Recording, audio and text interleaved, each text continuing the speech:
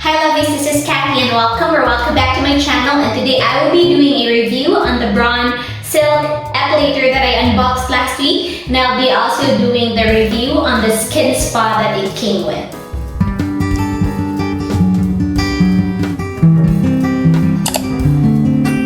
So if you notice guys, we are in the CR, and yes, that's because we will be doing the epilating, or I will be epilating my underarm hairs.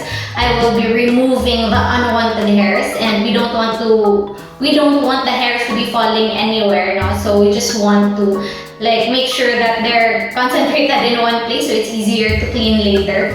So that's why we're here. And also because we have a wet and dry epilator, that means we can use it under the shower, or we can use it with the dry skin and just remove the hair straight away. So I would like to try both. I'll try to see which is more comfortable, if it would be more comfortable if I use it with my wet skin or with my dry skin. I will also try to use the cleansing brush that it came with, and also the exfoliation brush, and let's try to see if they're effective and how they feel and if they are easy to use. So guys, I have here everything. So I have the epilator, and then I have the cleansing brush, and also I have the attachments for the exfoliation brush. So first, let's try to use the epilator. So I'm right beside our sink, so it's easy for me to clean the epilator as well. So there guys, so I will be removing the hairs, my underarm hairs, and I don't know if you can see clearly, but I have short hairs there. So if you can see guys, sorry, I have to show you my underarm. Yeah, as you can see, I have hairs na, but they're very thin.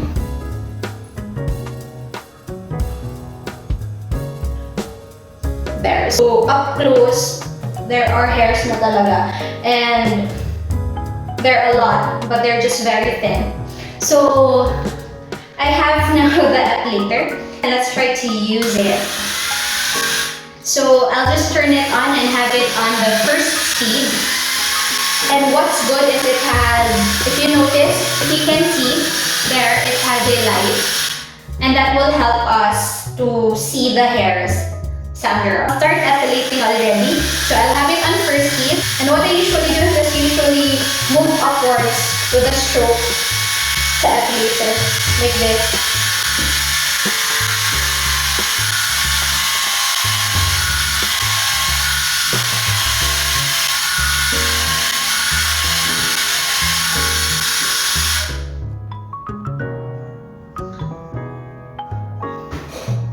There. Some of the hairs are removed now in this part. And wala. I cannot find the hair here. Maybe nalaglag na sa floor.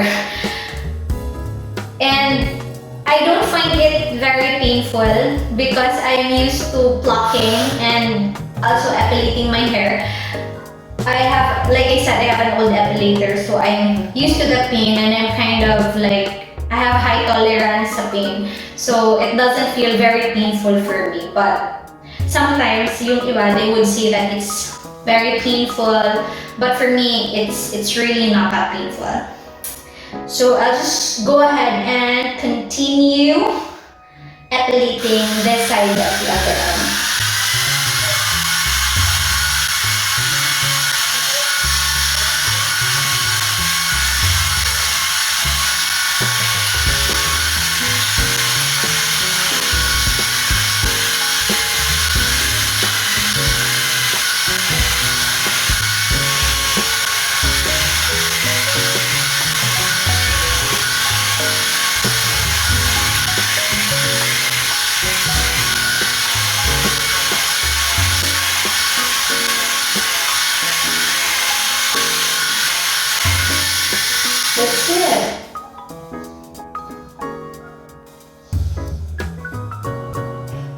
That's it, guys. So, if you notice, earlier parang dark yung underarm ko. That was because of the very long hairs na in my underarm. But now that I have them all removed, my underarm looks better. Looks cleaner and fairer than earlier. There, it looks smoother as well. I'll come closer so you'll see it. There. So if you can see, wala nang hair. They're all gone and removed by the epilator. So sa other side naman, I'll show you. Sa other side naman, daming hair. I think this side has more hair. I think that side has more hair. I'll try to wet my underarm and then I'll try to use the epilator while it's wet. So I'll show that to you as well. Let's see. So this epilator, by the way, like I said, you can use this under the shower. This is 100% water resistant. So it's okay lang talaga kahit naliligo ka and then you'll remove your underarm hairs under the shower or even the legs, yung hair ng legs. Not underarm hair ng legs, but the hairs sa legs mo, even under the shower, it's completely fine. Hindi siya nasisira, guys. The one that I used to have before it got broken, before nalaglag siya sa shower, I used it for about 3 years and I use it under the shower the whole time and it works really fine. It only got broken when yung nalaglag siya tapos it cracked. And then parang, I don't know, something went wrong with the mechanism. So hindi ko na siya nagamit. So now, let's try to remove the hairs on this side. And like I said, I'll use it now wet my skin ko. So I'll try to wet my skin. There. Just put water. And then sometimes I put parang cleansing foam or facial wash na soap na ganon. So, mag-slide lang yung epilator. There. So that's wet and it's kind of bubbly already. And then I'll just use it. And I'm using the #1 speed pa rin.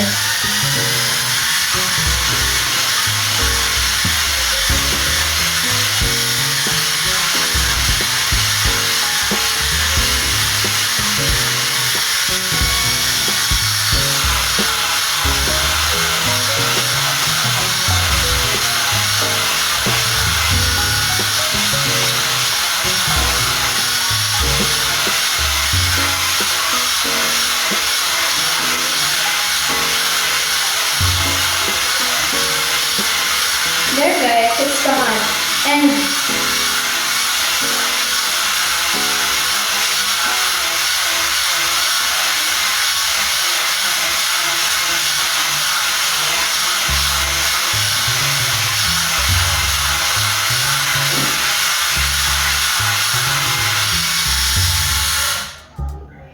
there.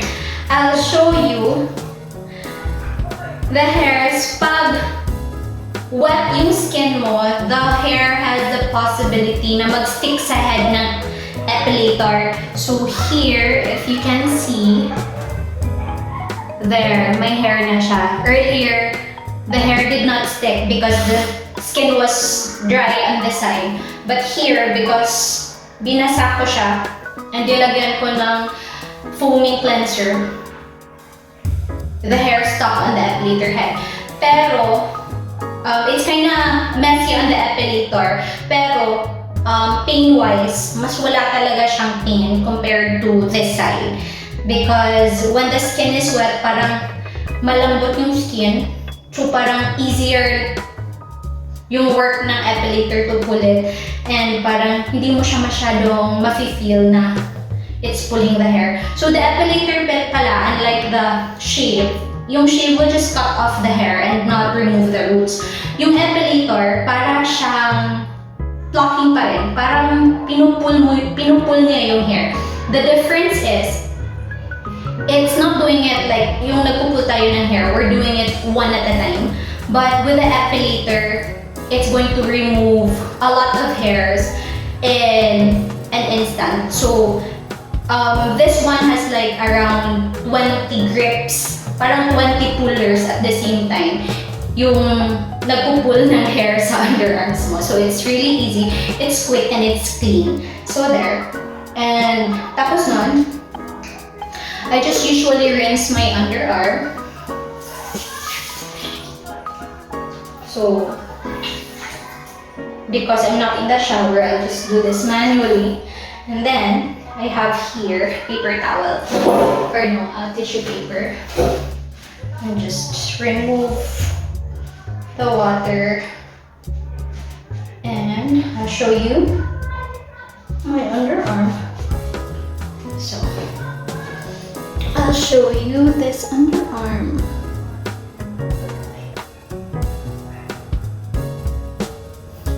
So there. So unlike earlier, wala nang hair.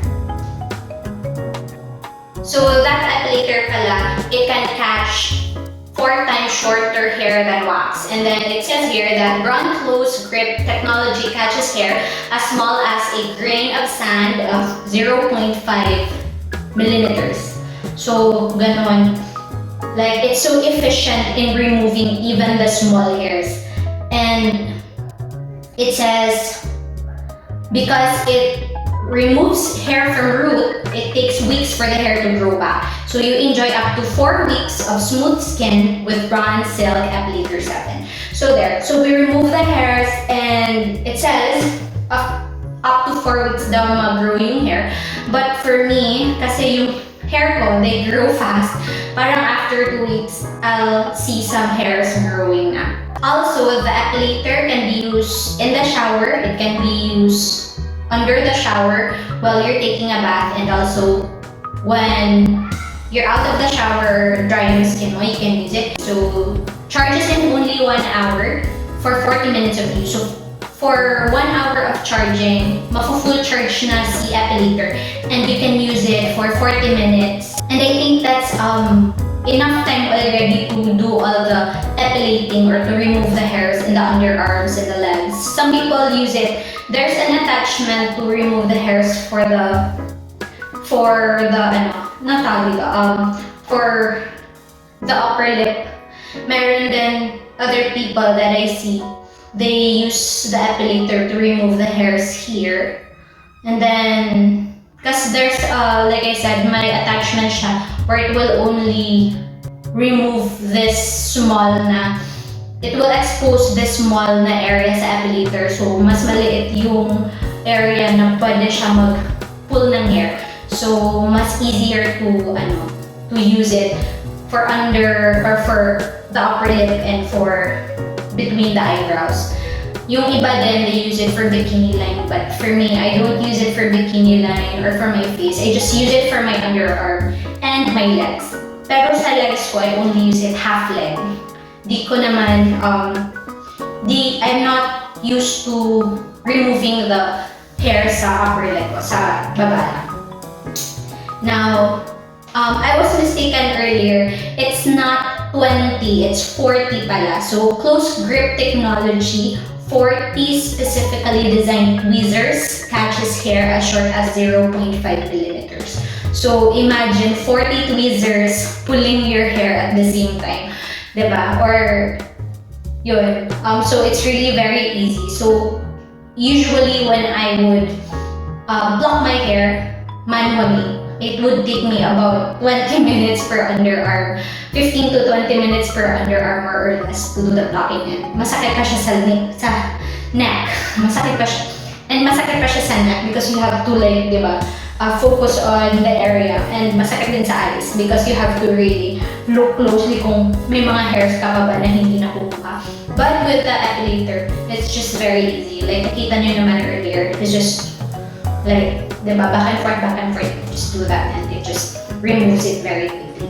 So aside from the 40 close grip technology niya or yung tweezers niya, It has high-frequency massage system which stimulates the skin for a more comfortable experience, and it has a pivoting head. So, itong head niya, it moves back and forth if you see. So, it follows the contour of your skin. So, if there are part na bumpy or kailangan niyang mag-curve, then it just follows it. Kasi this area here will move naman. And it's making it easy for the epilator to remove the hairs. And choose your speed. So it has 2 speeds.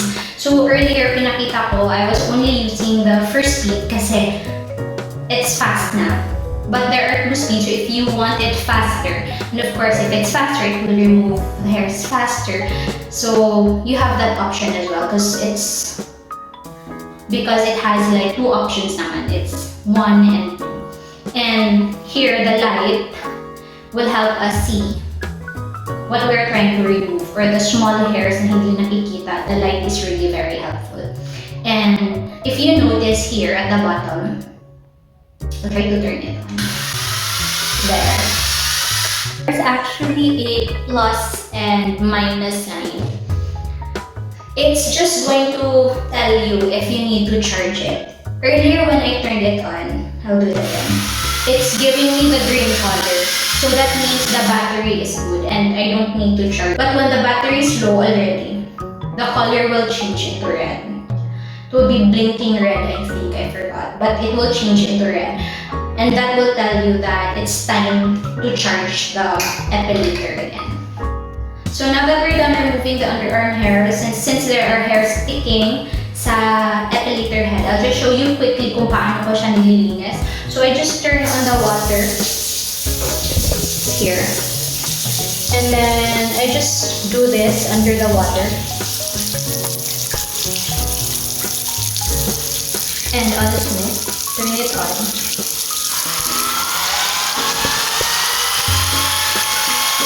That way,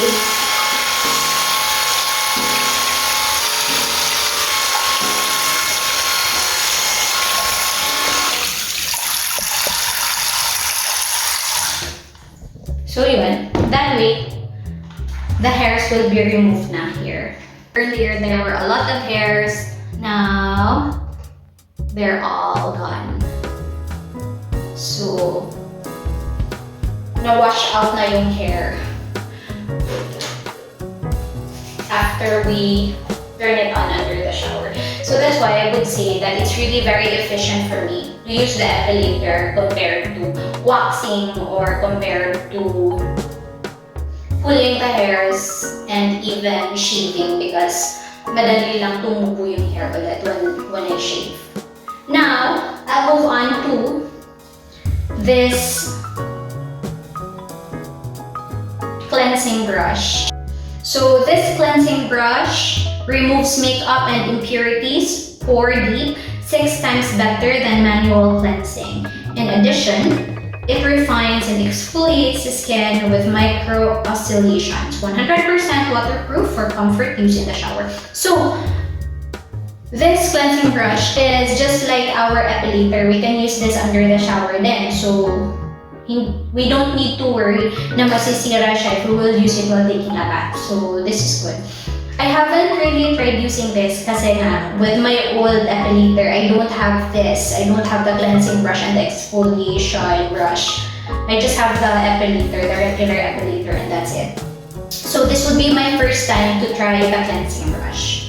So I'll just wash my face. Sorry, I just have to sit down because, as you all know, I'm not allowed to stand up or to walk around. So, dito na ako. I'll just sit down. I'm near the sink, so it's easy for me to do everything. So, my hair is wet. I mean, my face is wet. And then, I'll just use the same cleansing foam. This is not what I use, but this is the closest cleansing foam that I have sa sink. So, ito na lang yung gagamitin ko.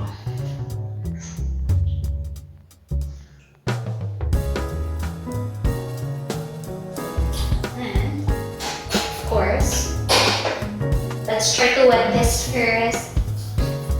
Because we want the brush to be wet when we use it on our face. And turn it on. There.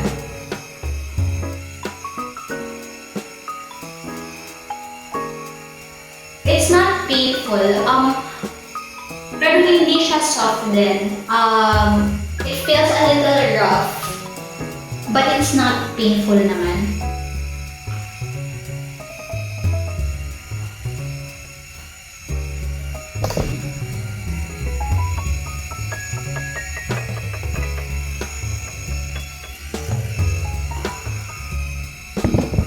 So, I think it's doing what it's supposed to do. Removing the impurities and the dirt sa mga pores. So, hindi ko lang alam, but yeah. It feels good naman on the skin. It's a bit rough, like I said. But it's because it's a brush, siguro that's why. There.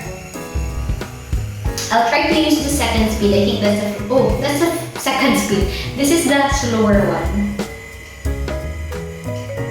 Earlier was the faster speed. This is the slower speed. Mas smooth sa skin yung slow speed. Mas medyo rough yung kanina. But this one, it feels so easy and smooth on the skin lang.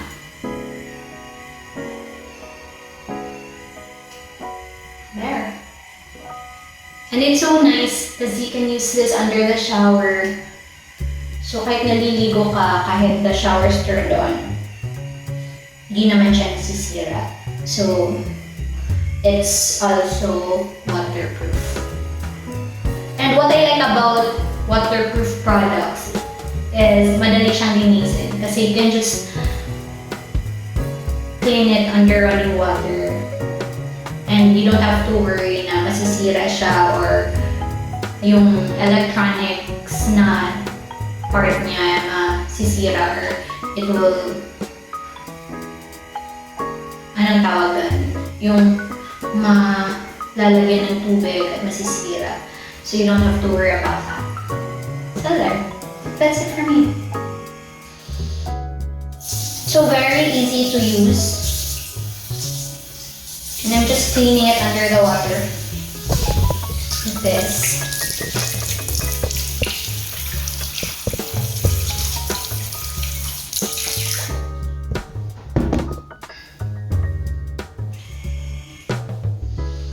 And that's good. Just wash my face as well with water.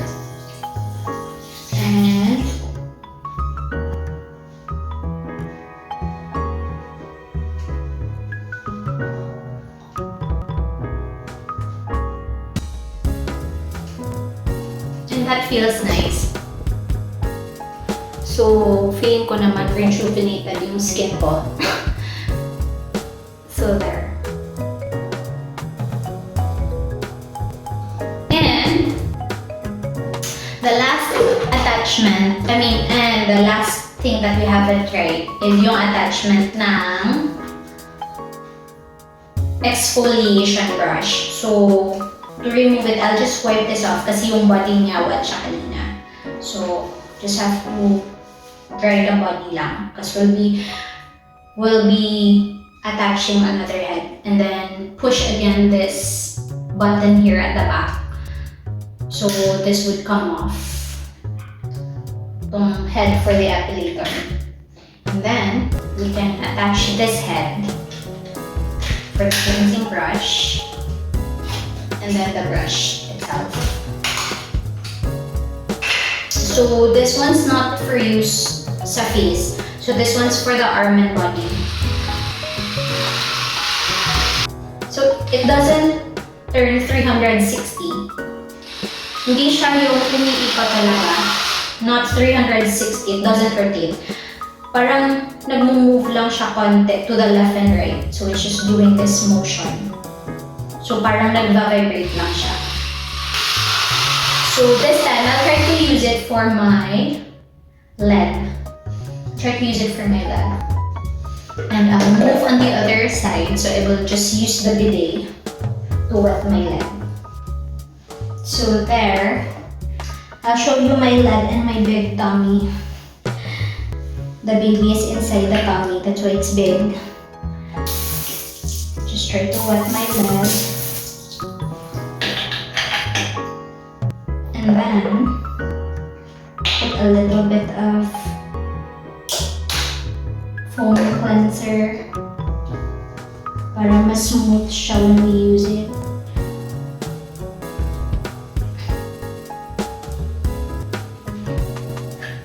And we'll wet the head of the brush.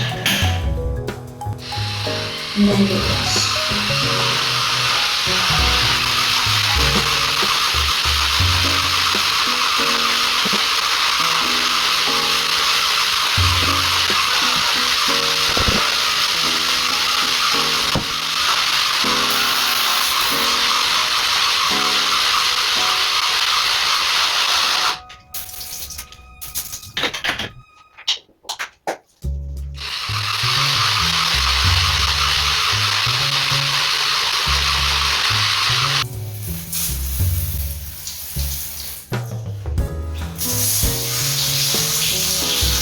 So I'll just clean the cleansing brush as well.